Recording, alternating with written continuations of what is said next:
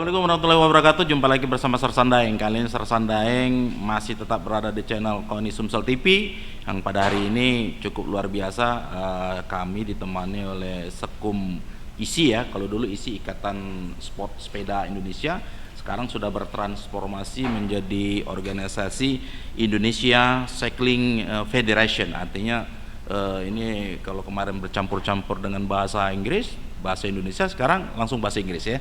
Oke, kita sapa dulu Bung Motorowa. Assalamualaikum warahmatullahi wabarakatuh, Bung Andi Motorowa. Waalaikumsalam warahmatullahi wabarakatuh. Nah, Bang CBC, kalau hari ini kita khusus bicara tentang cabang olahraga sepeda ya kan, sampai sejauh mana, karena kami mendengar ada informasi bahwasanya akan menciptakan generasi emas di cabang balap sepeda. Betul. Oke, Bung Andi, mungkin bisa diceritakan bagaimana visi misi ke depan untuk menciptakan generasi emas di cabur balap sepeda. Baik, terima kasih Bung Daeng.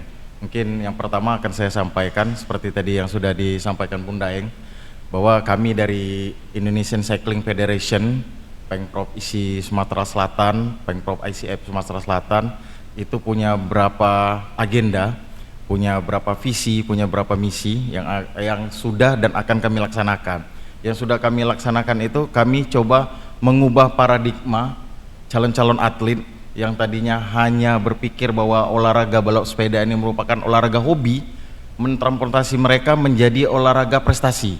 Karena di Ikatan Sport Sepeda Indonesia jelas disebut Ikatan Sport Sepeda, berarti di situ ada olahraga bersepeda, jelas di situ berolahraga. Jadi bukan hanya hobi. Nah, untuk itu di era kepengurusan kami mulai kurang lebih 6 tahun yang lalu, kami sudah berusaha keras mencoba mengadakan pembinaan-pembinaan yang alhamdulillah sudah menghasilkan berapa atlet, baik itu di level nasional bahkan di level internasional. Mungkin bisa saya berikan sedikit contoh. Kita punya Jasmine Azara, atlet BMX yang pernah berada di peringkat 6 dunia dan pernah 2 tahun turut-turut mengikuti UCI World Cup, mulai dari Bogota di Kolombia, di Papendal Belanda, termasuk di Venesia Italia, dan sekarang pun dia masih di Platnas dalam rangka untuk mengikuti event-event BMX selanjutnya. Dan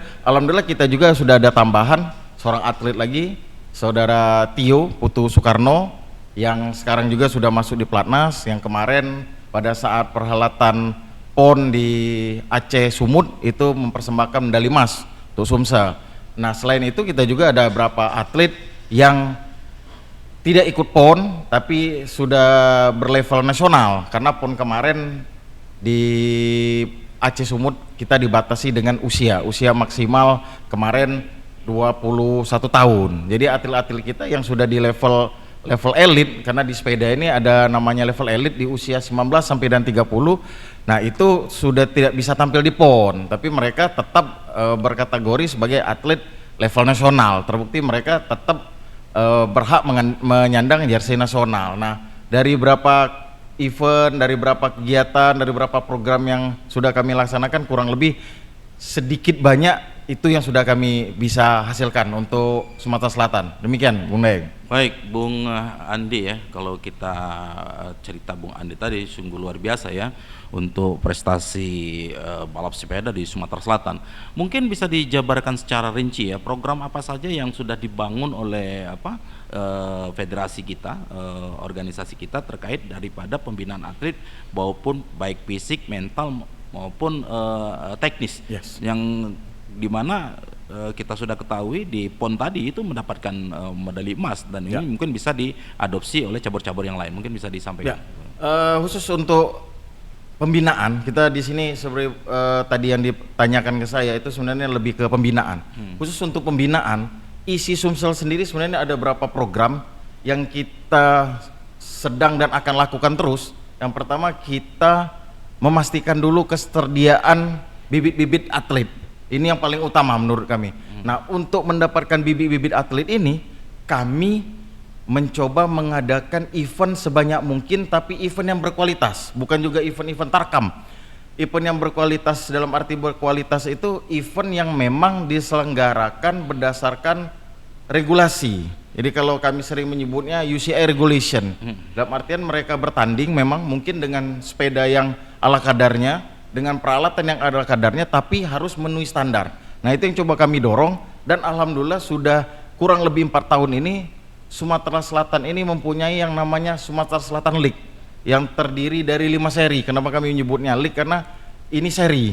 Jadi kami nyebut ke Jurprop itu seri 1 sampai dengan seri 5. Dan alhamdulillah apa yang kami lakukan ini menjadi pencontohan nasional yang diikuti oleh PBIC, dan dianggap ini salah satu mode pencarian bibit-bibit yang termasuk yang dianggap PB punya hasil yang luar biasa, dan itu sudah kami buktikan. Nah, selain kesejahteraan bibit, kami juga mencoba melahirkan pelatih, karena pelatih ini kami anggap percuma kita punya bibit unggul, percuma kita punya banyak bibit-bibit untuk atlet balap sepeda, tapi kalau pelatih kita bukan pelatih yang mumpuni, dalam arti pelatih yang bersertifikat. Nah, untuk itu kami sudah berapa kali melaksanakan semacam coaching klinik untuk kepelatihan dengan narasumber dari head coach pelatih nasional, bukan lagi dari pelatih dari lokal tapi pelatih dari nasional. Begitu juga dengan wasit, karena di sepeda ini mungkin Bung Daeng dan kawan-kawan yang lain, saya akan memberikan pemahaman bahwa di sepeda ini kita punya atlet, kita punya pelatih bagus, tapi kita juga harus punya wasit yang bagus. Kenapa? Kita mempunyai regulasi-regulasi yang cukup rumit, terutama kita ketika bermain di road. Nah, untuk itu kami juga mengadakan pelatihan untuk wasit, dan alhamdulillah Sumsel ini sampai dengan hari ini sudah di periode kami sudah masuk tahun kelima ini, periode kedua itu sudah bisa menghasilkan wasit regional sebanyak 6 orang, wasit nasional komiser itu 2 orang, dan 1 wasit internasional 1 orang. Kurang lebih seperti itu, Bung Daeng. Bung Andi ya, saya rasa dengan penjabaran tadi cukup luar biasa, dan ternyata untuk pembinaan itu menjadi pilot project ya. Betul. Di tingkat nasional ya, karena itu menghasilkan daripada prestasi yang luar biasa ya. Dan ini kita buktikan pada saat di PON pada saat itu ya. Nah, sekarang Bung Andi, untuk memastikan daripada keberlanjutan pembinaan itu sendiri ya kan, apakah ada kendala terkait daripada pendanaan, fasilitas, terus lagi dukungan dari berbagai pihak, karena yang namanya program daripada pembinaan itu tidak terlepas daripada fasilitas dan pendanaan. Nah, mungkin bisa disampaikan juga, Pak. Ya, kalau bicara kendala, Bung Daeng, pasti apapun bicara olahraga, pembinaan itu pasti memiliki kendala. Kendalanya itu yang paling utama tentu soal ketersediaan support dana. Nah, untuk itu kami dari Pemprov IC Sumsel, ICF Sumsel itu mencoba mensiasati kendala tersebut dengan cara mencari sponsor-sponsor yang alhamdulillah sudah berapa sponsor kami dapat ikat. Nah, tapi itu pun tidak akan mencukupi, karena kalau bicara pembinaan premium untuk menghasilkan atlet yang premium ya harus dengan pembinaan yang premium. Karena atlet itu kalau kita bicara mau prestasi nasional, mereka latihan itu minimal 1 hari itu paling tidak 2 kali. Nah, untuk mereka latihan 2 kali ini kita harus menyiapkan asupan gizi. Kalau bahasa kami di sepeda tuh, suplai mereka harus kita pastikan itu sesuai. Dalam arti sesuai, kalau mereka sekali standar atlet ya, kalau ya harus standar atlet. Kalau mereka latihan per jam per hari 2 kali, 1 kali latihan mereka menghabiskan 3 jam waktu dengan misalnya membakar 4.000 kalori, berarti asupan mereka harus minimal 4.000 kalori. Nah, ini kan harus kita siapkan. Begitu juga nanti ketika mereka sore latihan lagi, mereka menghabiskan 3.000 kalori, kita berikan asupan juga minimal 3.000 kalori. Kalau ini tidak bisa kita penuhi, atlet akan minus terus. 1 tahun mereka latihan, akhirnya penyakit akan datang. Itu yang kita kenal dengan penyakit kuning. Mereka akhirnya tipes. Nah, kita bukan dapat atlet, justru dapat masalah. Nah, untuk itu kami harapkan juga peran serta KONI terutama KONI Sumatera Selatan di era sekarang yang kami dapat informasi dan yang sudah disampaikan kami cabur itu bahwa KONI memiliki program yang namanya Sriwijaya Gold yang tujuannya nanti untuk membina atlet-atlet yang memiliki potensi untuk bisa bersaing, dikhususkan dulu di PON NTB NTT. Nah, kami dari cabur sangat berharap ini bisa berjalan bukan hanya setahun atau 2 tahun, jadi berkesinambungan. Dalam artian kita tidak hanya berpikir untuk PON, alangkah bagusnya kalau kita berpikir sudah untuk ketika atlet kita yang sudah juara di PON, jangan lagi kita siapkan PON berikutnya untuk dia juara di PON, tapi sudah kita siapkan dia bisa nanti juara di SEA Games, Asian Games, bahkan Olimpik. Itu baik. yang setahu saya pembinaan yang harus kita jalankan. Nah, saya harapkan ini KONI bisa menjembatin nih antara kami cabur dengan KONI supaya punya prestasi yang jauh lebih maju lah dari yang sekarang sudah ada. Baik Bung Andi ya, jadi kalau kita bicara masalah pembinaan ini sungguh luar biasa ya, disambung dengan program KONI yang ada Sriwijaya Gul ya. Tapi paling tidak itu jangan hanya relatif ya, normatif ya, tapi paling tidak ya secara berkesinambungan dan juga harus berkoordinasi terus ya dengan cabur-cabur yang menjadi unggulan pada saat nanti di PON NTB dan NTT ya. Nah, Bung Andi, bagaimana ICF Sumatera Selatan itu memastikan bahwasanya program pembinaan atlet ini lebih inklusif dan merata?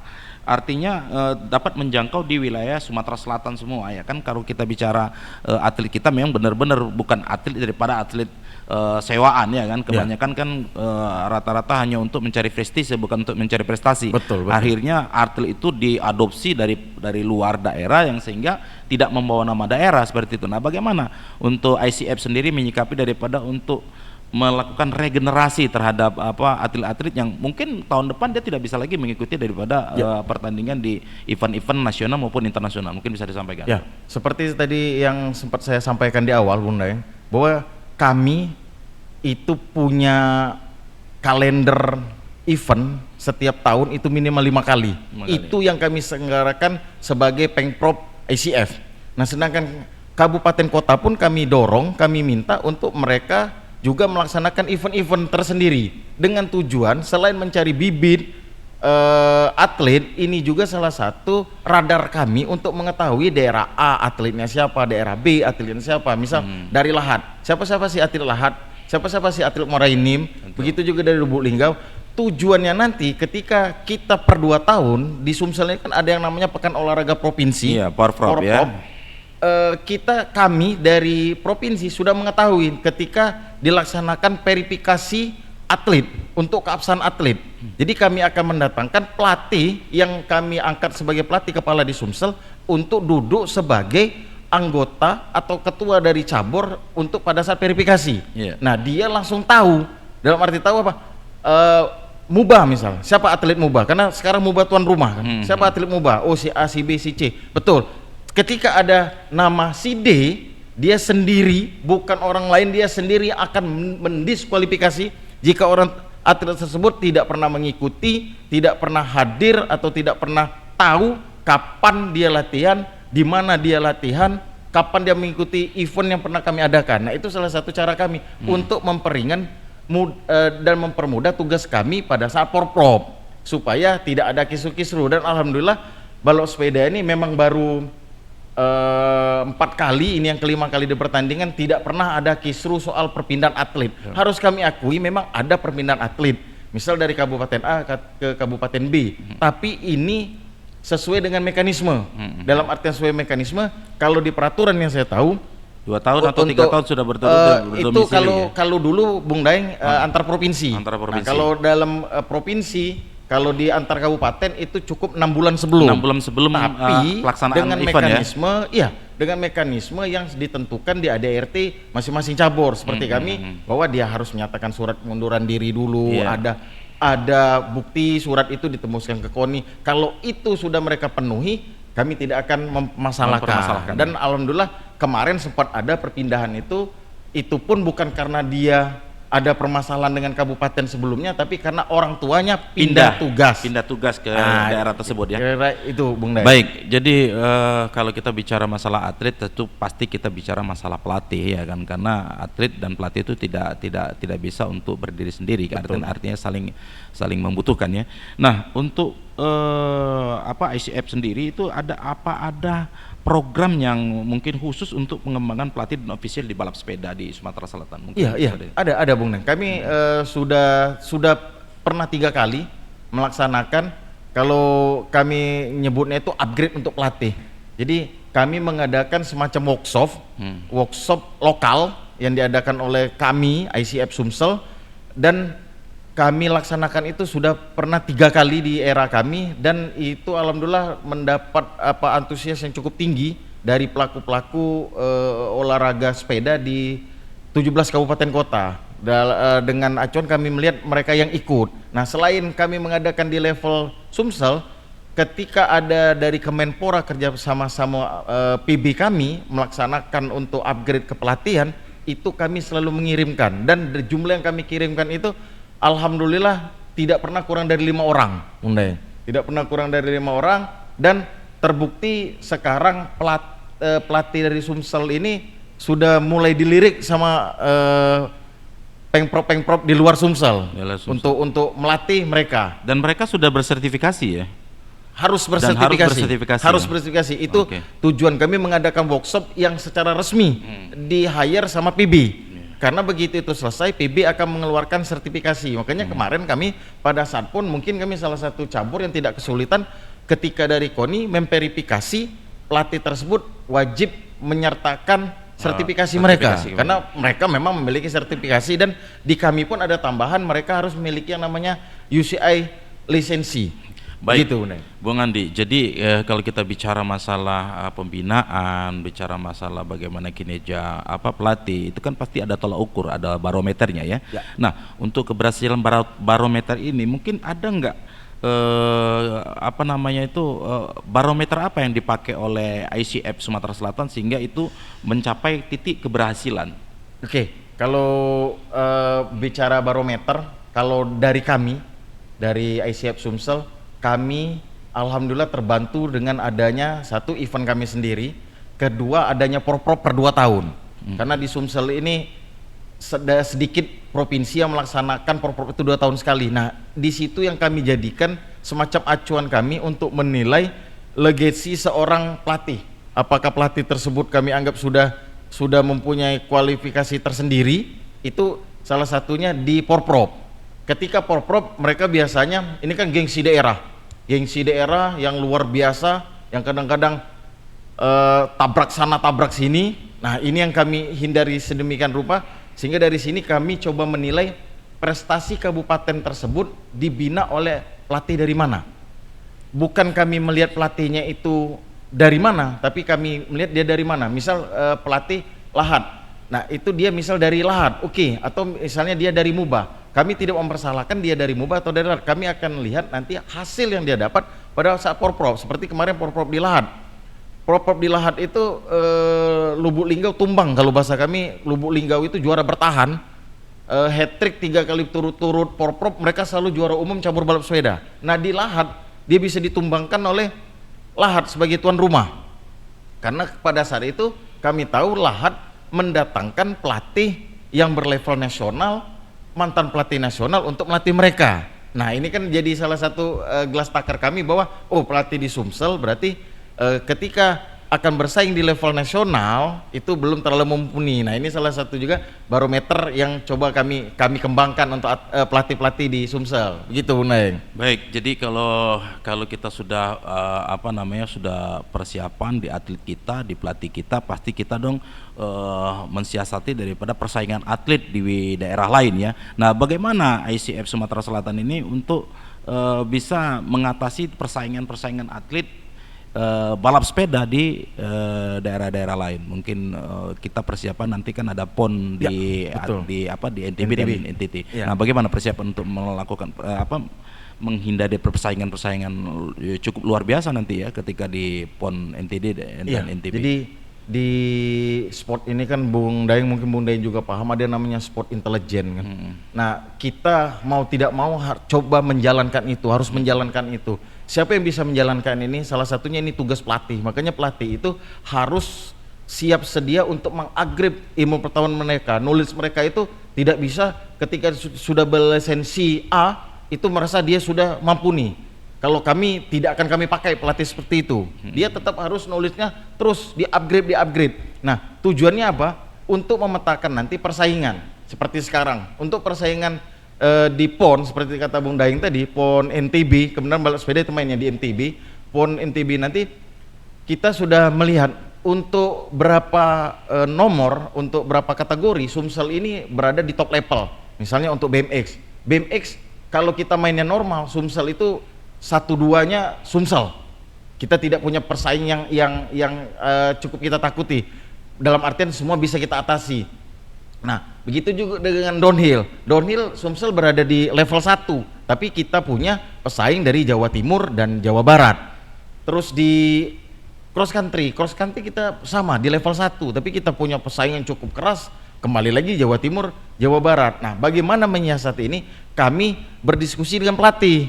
Salah satu yang pelatih inginkan adalah kita sering-sering harus try out, tapi bukan di Jawa, try out di luar Pulau Jawa. Terus begitu juga kita mungkin try outnya jika memungkinkan, seperti kemarin kami mengirim atlet ke luar negeri. Kemarin kami coba kirim ke Malaysia ikut kejuaraan ASEAN, terus ke Thailand ikut kejuaraan Asia. Kami coba mengirimkan, walaupun tidak terlalu banyak, sangat terbatas kemarin yang kami kirimkan, tapi itu salah satu cara kami untuk membungkus kekuatan sesungguhnya Sumsel, supaya nanti pada saat bertanding di PON seperti kemarin, mereka mungkin sudah bisa meraba-raba tapi belum tahu pasti. Nah, khususnya untuk road, di road ini kita harus diakui kita berada di second level untuk di nasional. Nah, ini yang coba kami dorong terus, pelatihnya juga coba akan kami datangkan, mungkin akan kami datangkan dari luar, yang selama ini pelatihnya pelatih Sumsel sendiri, tapi kemungkinan persiapan nanti sebelum BK-PON kita akan coba hadirkan pelatih dari luar untuk bisa mengupgrade atlet balap sepeda kita di kategori road bike. Road bike ini ada berapa nomor, ada individual road race, ada individual time trial, dan ada kriterium, seperti itu. Baik, jadi Mang Cek BCE yang juga pengurus cabur yang lain ya kan, memang intelligence sport itu memang dibutuhkan, karena sangat. Itu tadi sama ketika kita berbicara main catur ya kan, ketika kita tahu dengan kekuatan kita tidak tahu dengan kekuatan lawan, maka kita dipastikan 50% kita kalah.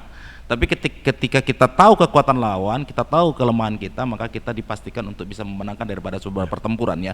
Dan itu memang filosofi dari panglima perangnya Cina pada saat itu ya, Sun Tzu ya. Dan ini juga kenali dirimu, kenali diri lawan. Kenali dirimu dan kenali diri kawan. Nah, kalau ini kan di dunia ini kan sudah luar biasa ya untuk tren teknologi ya kan, tren yang berkembang ini. Bagaimana ICF ini menyikapi daripada perkembangan teknologi dan tren terbaru di dalam dunia balap sepeda? Betul. Saya sangat senang dengan dapat pertanyaan seperti ini. Karena terus terang, pertanyaan ini kenapa saya senang? Ini sebenarnya kunci dari prestasi. Teknologi semakin maju, teknologi semakin luar biasa yang mengikat sepeda.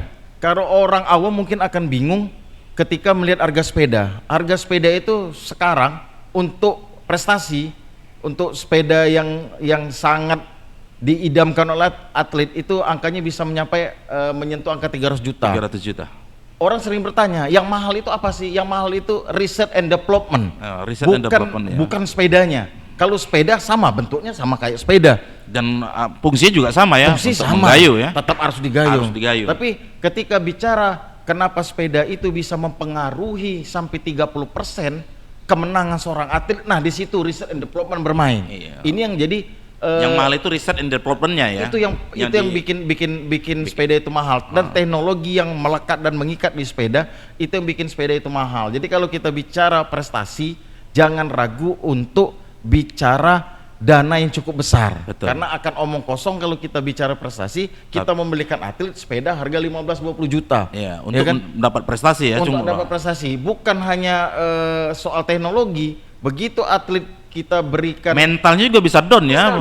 Psikologi atlet itu sendiri. Karena kebetulan Bunda yang saya pernah jadi atlet, saya pernah mengalami ketika kita akan bertanding, uniform kita lebih strata kita lebih rendah daripada lawan kita. Maka sebelum bertanding membawa efek ya luar biasa ya. Sangat. Itu yang kita hindari. Jangan sampai terjadi. Baik, ini kalau kita sudah bicara masalah prestasi, itu yang jelas untuk sepeda ini kan pasti kita berbicara masalah sport tourism. Ya kan, sepeda ini sungguh luar biasa bagaimana dia bisa untuk menggalakkan wisata. Nah di Sumatera Selatan ini luar biasa, ICF sudah melakukan upaya untuk menggalakkan masyarakat tentang bersepeda. Dalam program itu ada Grand Fundo pada saat ini sekarang ya, dan itu sudah bergulir sudah beberapa tahun ini, dan itu menjadi agenda Provinsi Sumatera Selatan ya. Nah mungkin bisa dijelaskan sedikit ini bagaimana kok terciptanya program Grand Fundo ini sehingga bisa menjadi daya tarik wisata, dan ini bisa mendunia ya, karena karena ada beberapa event pada saat itu juga diikuti oleh negara-negara luar ya. Mungkin bisa disampaikan, Bung. Sumsel alhamdulillah mempunyai Sriwijaya Ranau Green Pundu. Awal terbentuknya awal adanya Sriwijaya Ranau Green Pundu, mungkin bisa saya agak flashback sedikit, Bung Daim. Ketika itu Gubernur Sumatera Selatan pada saat itu, Bapak Haji Herman Deru, itu mempunyai ide.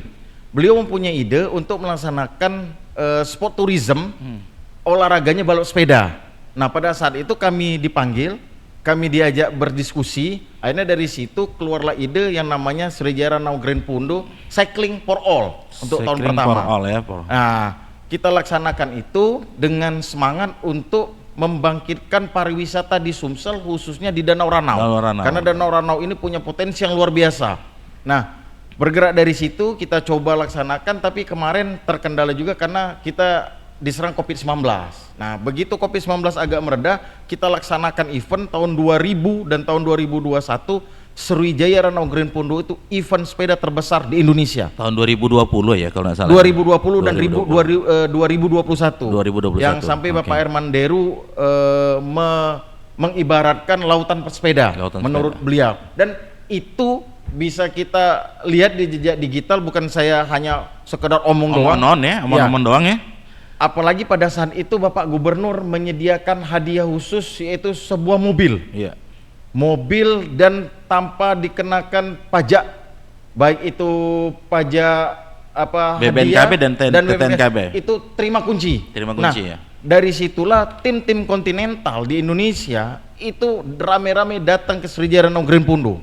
Tim kontinental ini tim-tim yang sudah pernah ikut ke Tour de France, kalau Bung Daeng pernah tahu, terus Giro di Itali, itu datang ke Sumatera Selatan dengan tujuan mengikuti balap sepeda di Sumatera Selatan yang mengelilingi Danau Ranau. Ini suatu yang luar biasa, ditambah lagi Danau Ranau itu kemarin trek yang kita pakai itu sangat menantang bagi mereka. Jadi mereka setelah ikut Danau Ranau pertama, mereka bercerita bahwa trek tersebut sangat menantang dengan elevasi yang luar biasa. Nah, alhamdulillah itu bisa mengundang hasrat pesepeda-sepeda untuk datang ke Danau Ranau, dan Danau Ranau itu silakan dilihat sendiri sekarang bagaimana perubahan terjadi di sana. Baik itu secara budaya turis di situ maupun budaya olahraga di Danau Ranau sendiri. Di wilayah Oku Selatan. Nah, kita harapkan ini jangan hanya sebatas ini. Kami sudah coba berapa kali berkoordinasi sama pemerintah Oku Selatan supaya ini bisa kita kembangkan lagi, dan sangat mungkin bisa kita kembangkan lagi. Dalam artian apa? Bukan event sepeda hanya 1 hari per 1 tahun.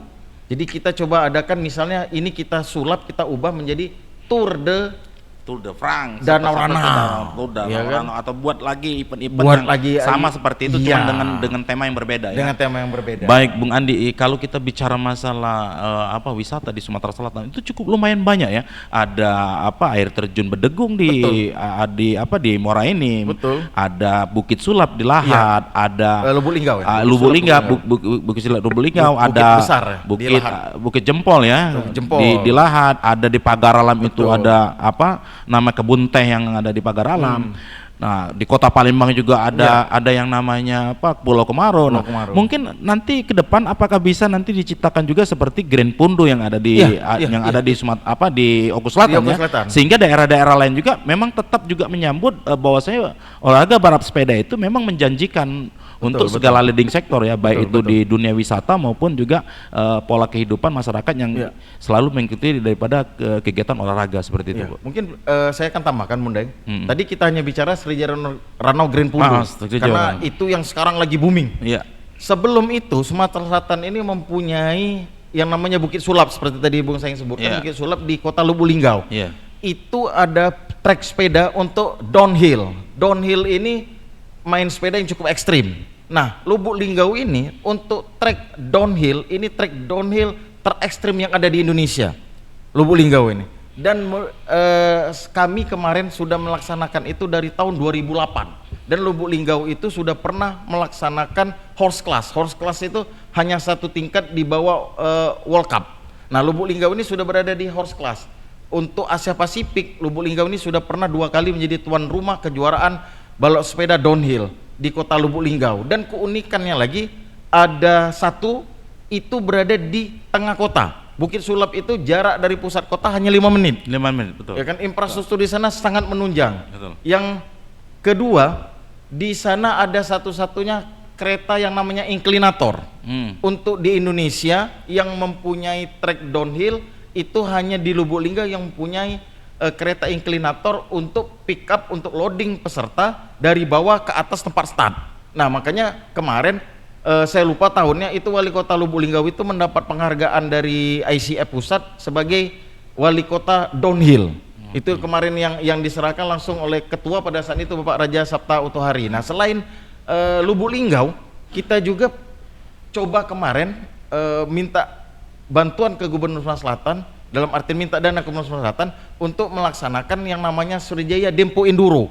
Itu di Gunung Dempo. Dan Dempo, itu ya? kita laksanakan kemarin. Sriwijaya Dempo Enduro, kalau mungkin ada yang juga kenal juga Sriwijaya Run. Nah, kita Sriwijaya Dempo Enduro itu sempat kita laksanakan kemarin dengan bantuan penuh dari Bapak Serial Usman, Bapak Herman Deru. Kita sempat laksanakan dengan konsep berbeda dengan Sriwijaya Ranau Green Pundu. Kalau Sriwijaya Ranau Green Pundu ini lebih ke road race, mainnya di aspal, sedangkan di situ kalau yang di Pagar Alam itu mainnya enduro. Nah, ini sudah sempat kita laksanakan, tapi memang karena kemarin ada pilkada serentak, terjadi perubahan politik daerah setempat, akhirnya sempat tertunda, dan kita harapkan setelah nanti sudah ada wali kota definitif, ada gubernur definitif, ini bisa kita laksanakan lagi, begitu Bu Nay. Artinya luar biasa ya. Jadi untuk kita bicara masalah wisata ini kan wisata domestik dan wisata mancanegara juga ya. Betul. Jadi kalau kita bicara masalah tadi downhill itu melibatkan daripada atlet dari luar negeri atau memang domestik itu? Iya, kalau kemarin Asia Pasifik Itu Asia Pasifik jadi ya. Asia Pasifik artinya itu, internasional itu iya, sudah tarafnya taraf internasional sudah taraf ya. internasional. Taraf Bahkan internasional. kemarin kami mengundang khusus World Champ juara dunia untuk datang, tapi dia lebih ke ekspedisi karena dia tidak main, tapi dia sempat mencoba trek tersebut. Yang awalnya niat dia mau sekedar mencoba satu kali, setelah dia survei melihat trek itu sampai akhirnya dia 5 kali mencoba itu, dan dia menyatakan ayo segera laksanakan Indonesia, segera laksanakan kejuaraan dunia supaya saya bisa datang ke sini, saya ikut bermain di sini, karena level-level mereka ya? kan sudah tidak mau lagi sembarangan untuk hadir. Kalau itu sifatnya masuk di UCI series, mereka akan datang gitu. Baik, Bung Andi, ini statement terakhir ini. Apa harapan daripada ACF Sumatera Selatan itu untuk masa depan balap sepeda di Sumatera Selatan ya khususnya ya? Iya. Baik itu jangka pendek, jangka menengah maupun jangka panjang. Mungkin disampaikan Mang Cek Bicek biar Mang Cek Bicek juga semangat. Harapan saya kepada adik-adik yang masih di usia sekolah, terutama di usia kisaran usia 9, 10, itu ayo coba gali potensi kalian melalui olahraga balap sepeda. Bahkan yang di bawah itu pun sekarang sudah ada yang namanya push bike. Ini push bike ini mulai dari usia 2 tahun sampai dengan 5 tahun. Nah, ayo coba kalian gali potensi diri kalian untuk meraih prestasi, untuk mengharumkan nama Indonesia, karena satu-satunya kegiatan yang bisa mengibarkan bendera merah putih di luar negeri dan mendengarkan lagu Indonesia di luar negeri itu hanya olahraga. Ayo sama-sama kita berolahraga, selain mendapat badan yang sehat juga mendapatkan prestasi.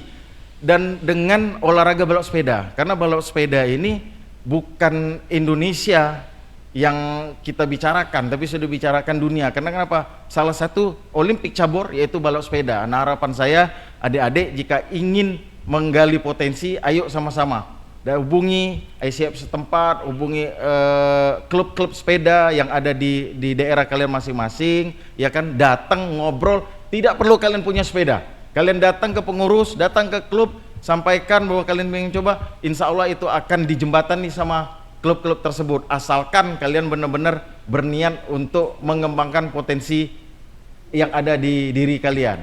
Demikian. Baik, Bung jadi Daeng. Mang Cek Bicek ya. Jadi kalau kita bicara masalah olahraga itu bicara merah putih, ya kan? Artinya bicara bagaimana kita mengangkat harkat dan martabat negara dan bangsa ini di mata dunia, ya kan? Betul.